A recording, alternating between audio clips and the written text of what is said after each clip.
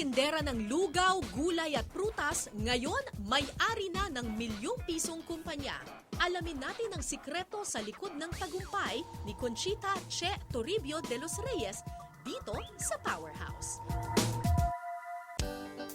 2008 nang mabili ni Che ang bahay na ito sa Cavite.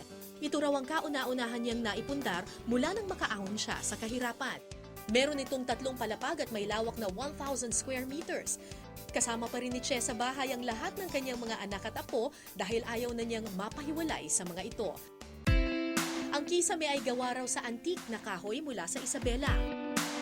Sa sala naman makikita ang Swarovski crystals at Royal Albert Glass Collection ni Che na mula naman sa Italy. Hindi naman po talaga kayo taga Cavite. Kayo po'y tubong Bohol. Bakit Yes. po kayo nag-decide na dito mag-settle down? Kasi dito ako nakapangasal. My husband is from here. So dito ang inyong soulmate. Palad. Dito ang inyong palad at puso. Dito ang aking destinasyon. O parang ang dami po atang dining table. Meron Yeah. meron dito, tapos may mga sala set din dito. Bakit po? Kasi, Meron ba karami yung pamilya? kasi ito yung bahay na kung 24 hours tayo, ito yung bahay na siguro mga more than 12 hours laging may visit ng pumunta. Talaga? Yeah, it's a blessing. Ilang taong nakatira dito? Actually, yung 5 anak ko, dito lahat kami nakatira. Wow. And their family, and the yayas as well, they have their own rooms. And masaya kami. Ipinasilip din ni Che ang master's bedroom. Simple lang ang loob pero nandito raw ang alaala ng kanyang hero. Sino po ito? Itong picture na ito, this is my hero. Siya yung nanay namin, siya yung nanay ko. Alam mo, she was willing to die for us. She did not want to disturb us. May cancer na pala siya, hindi na sinasabi, and she was pretending to be strong.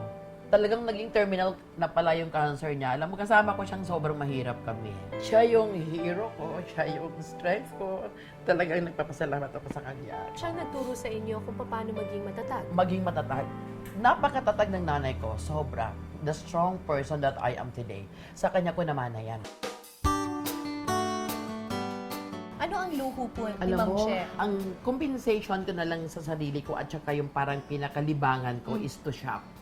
Okay. Shopping. Because, Shopping. alam mo, ngayon na lang naman ako nakakapag-shopping nung ang edad ko Oo is naman. 50. Oo. No? For so long a time, sobrang mahirap, you know? Naghahilig ako sa shoes, sa bags, in jewelries. But Ilan po ang sapatos ninyo?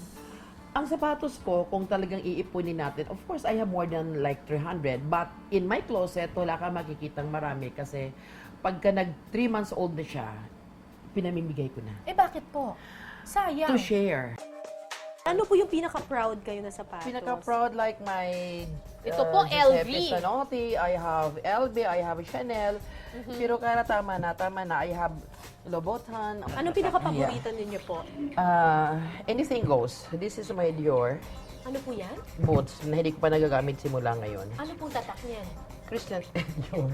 Dior bang tawag doon? Oo. Anong size po ng paa ninyo? 8 nga lang eh. Ayun, 8. So sa lahat ng mga size 8, pumila po kayo dito after 3 months, ipamimigay po Ang yung Dior. binibigyan ko, alam mo, ang binibigyan ko, yung talagang hindi nila napaprioritize yung pamimili ng mga signature. Ito, ang ganda naman ito, ma'am. Oh, I bought that in Europe also. Alam mo, mga maliliit lang naman talaga yung Cara. You know, yung maliliit na bagay, binibili ko. Ito lang, pag ini-stock ko muna siya. Pag naisip ko na bagay ito sa bahay ko sa Cebu or bahay ko sa Tagaytay, dadalhin ko siya doon. Ilan po ba ang bahay ninyo?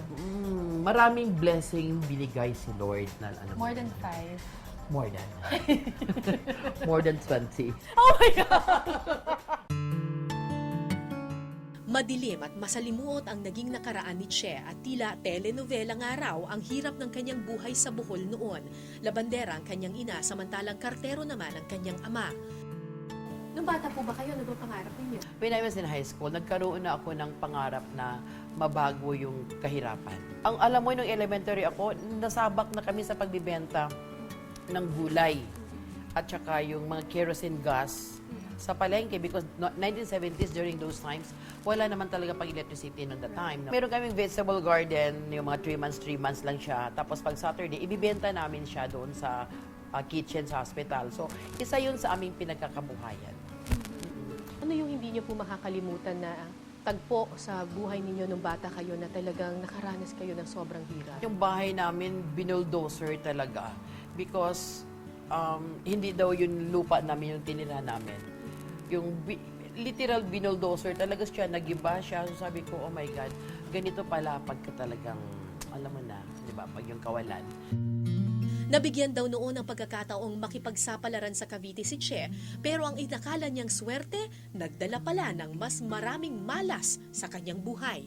Naloko siya sa furniture business na inihabilin sa kanya ng kanyang tiyuhin, nabaon sa utang, nahiwalay sa asawa, at muling naranasang mapalayas sa kanilang tahanan. May punto ba sa buhay ninyo na inisip ninyong wala na, give up na ako? Yes. Honestly, yes. Nung gumigive up na ako, sabi ko, Lord, alam mo, sa totoo lang, ang dami mo namang pangako eh. At saka pinanghawakan ko yung pangako na yon. At saka alam kong totoo yun kasi kayo ang nangako. Ito parang wala pa.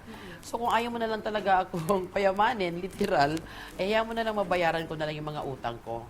Kasi pagod na rin po ako. Gusto ko na lang peace of mind every day. Now, looking back, Yeah, alam mo, yun na yung masasabi ko. Kaya nga ako yung living testimony of the goodness of God. Sa kagustuhan ni Che na makaahon sa hirap kung ano-anong trabaho ang kanyang pinasok, hindi niya akalaing ang pagsugal sa negosyong pampaputi ang magbibigay pala ng liwanag sa kanyang kinabukasan. kailan po dumating yung big break ninyo dito sa beauty business na ito? It all started, nagtinda ako ng kaldero, nagtinda ako ng gulay, prutas, ang dami ko pinagdaanan hanggang sa naging ahente ako ng insurance. And nung naging nasa insurance industry ako, doon namin nag-alok na ng beauty product. Similar to what we have now. Nung may nag-introduce sa akin, alam mo, nakita ko na. Nakita ko na yung potential ng negosyo.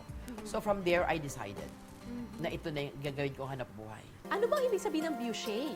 Buchet actually is beautiful Che. And that's my name, Che. Beautiful Che. Yeah. Ah, tapos inartihan nyo na lang na ginawa yung Buchet. Yeah, parang sounds French. O, di ba? Kilala rin po ang Buchet dahil ako po, kaya po ako naging familiar dun sa Buchet dahil nakikita ko po sa mga billboard. Yeah. Tapos kayo po ata yung Yes. yung model. Usually po, yung may-ari ng kumpanya, hindi po siya yung model. Naghahanap sila ng artistang modelo. Yeah. When we started like 10 years ago, kailangan talagang merong magre-representa doon kasi sa beauty product. Oo. So, number one, that time, of course, wala tayong pangbayad kung sino man yung magmo-model. Secondly, yung kukunin kong model, hindi naman siya talaga ginanda ng product ko. So, ako na yung ginanda ng product ko. So, walang nami-mislead, no? So, totoo yung ako na binagon ang skin ko because of the product. So, and thirdly, ayaw na ng mga distributors, mga dealers natin, ayaw na nilang mabago yung mukha hanggat maaari kasi andun yung mukha, yun yung bless. Amen. But did you ever consider yourself as beautiful when you were growing up? Or Honestly, no, because hindi naman yung focus eh. Alam mo naman pagka yung anak ka lang ng mahirap lang kayo. So, yung buhay mo sa araw-araw was yung kahirapan talaga. Hindi mo na alam lahat. hindi kayo vain? Hindi ako vain, yeah. Kasi even until now, hindi mo ako makikita yung nagme-makeup or what. Just Buchet on my face. Eh, pero hindi naman po kayo dermatologist. Paano po kayo magiging expert in beauty kung Yeah. hindi naman po kayo dermatologist? I'm sure sinasabi po ito sa inyo ng maraming tao. Yeah. Para sa akin, hindi naman talaga kailangan, hindi hadlang na hindi ako pharmacist, chemist, or dermatologist, no? Because I can always hire. But, kaya nga sabi ko, biyaya talaga. Destinasyon. So, at saka yung wisdom, ito na yung nakita kong potential na negosyo.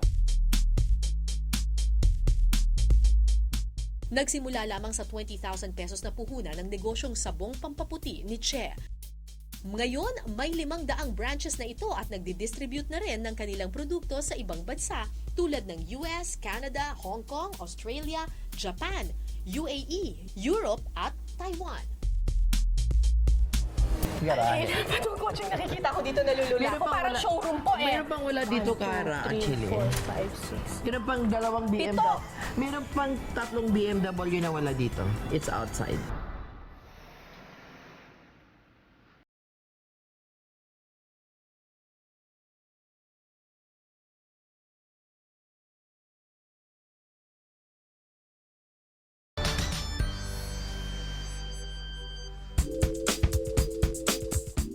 Ika nga, when it rains, it pours. Mula nang maitayo ng negosyanteng si Che Toribio de los Reyes ang negosyong ito noong 2000, nagtuloy-tuloy na ang kanyang swerte. Nakapagpatayo siya ng mga bahay at nakabili din ng 22 sasakyan. Ito yung aking maliit na garahe. Dapat yung kotse yung nakikita ko dito nalulula Meron ko. pang Parang wala- showroom po eh. Meron pang wala dito, Kara, actually. 5, 6. Meron pang 2 BMW. Meron pang 3 BMW na wala dito. It's outside. Ginamit ng Teka anak ha. ko. Okay. Mercedes-Benz po to. Kayo po ang nagdadrive nito? Of course not. Ah, hindi po. Ang cute nito. Yeah, this is- Anong tawag po dito sa ganitong kotse? I do not know. This is my Ay, hindi niyo po alam. Camaro. Kanino Is it po naman- ito? My eldest son uses this car. Ah, ito naman. Ay, ito BMW Yeah, naman sometimes to. my husband drives that one. Kayo po, saan po kayo sumasakay? Here, this is my car. This is a bulletproof car. Marami po bang threat sa buhay? Yeah, I am forced to use bulletproof car. Pero kayo po ayaw ninyong sumasakay sa mga ganitong sports car? Yeah, because if kung pwede lang akong sumakay dun sa aking dating adventure, I started with adventure. Mas gusto nyo dun Gusto lang? ko pa rin doon. Kailangan ko na talagang gumamit ng secure. Na bulletproof. Pero ito, hindi rin ako masaya sumakay dyan. Masaya sila. Pero ako, masaya din ako na nakikita ko sila, na happy sila. Pero parang open na open po yung garahe ninyo. Hindi ba kayo natatakot na baka manakaw po itong mga magasgasan? Alam mo, merong mga camera ito. Tapos meron kami security sa 24 hours. Oo. At saka in the neighborhood naman, alam mo, friendly naman lahat kasi Sa lahat ng pinagdaanan ni Che, ang kanyang mga anak ang pinaghugutan niya ng lakas at inspirasyon. Ang single mom, super mom din sa kanyang pamilya. Siya na yung pinaka the best boss talaga na maiisip ko. Generally as a boss, very generous, tapos lahat ng motivation, lahat ng maituturo niya sa'yo, lahat ng maibibigay niya sa'yo yung payo, wala na, andun na lahat. Iniwan man si Che ng dating asawa noong lugmok siya sa hirap, nakatagpo naman siya ng panibagong pag-ibig ngayon. Sa kasalukuyan, katulong niya sa lalong pagpapaunlad ng negosyo ang kanyang asawa at mga anak. So, ano bang sikreto sa negosyo? sikreto sa negosyo? Sipag, disiplina, di ba? Yung disiplina to me is something like kapag ayaw mo na, yung ayaw mo, pero kailangan mong gawin. Kasi to me, ngayon ko naintindihan, yung time is gold. Kailangan everyday. Nagbibilang ako, Kara. You know, nagbibilang ako ng productivity ko everyday, even up to now. At saka, I am encouraging more on the entrepreneurship. Yung kailangan meron kang entrepreneurial spirit, yun lang. Kasi hanggat maaari ayaw ko na nag-i-encourage yung mamamasukan eh. Kasi kukonti yung mga factory na mapapasukan. Ang daming graduates, ang daming matatanda, ayaw pa mag-retire. Andyan na yung you goal, you desire, hard work. Tapos kahit ano pa yung estado mo sa buhay mo, you share. Tsaka yung disiplina. Lola, I have a letter for you. For me? Thank you, Steve. How sweet. Pwede i-xerox mo to. Tapos i-keep mo forever. Kasi ang ganda na sinasabi mo rito.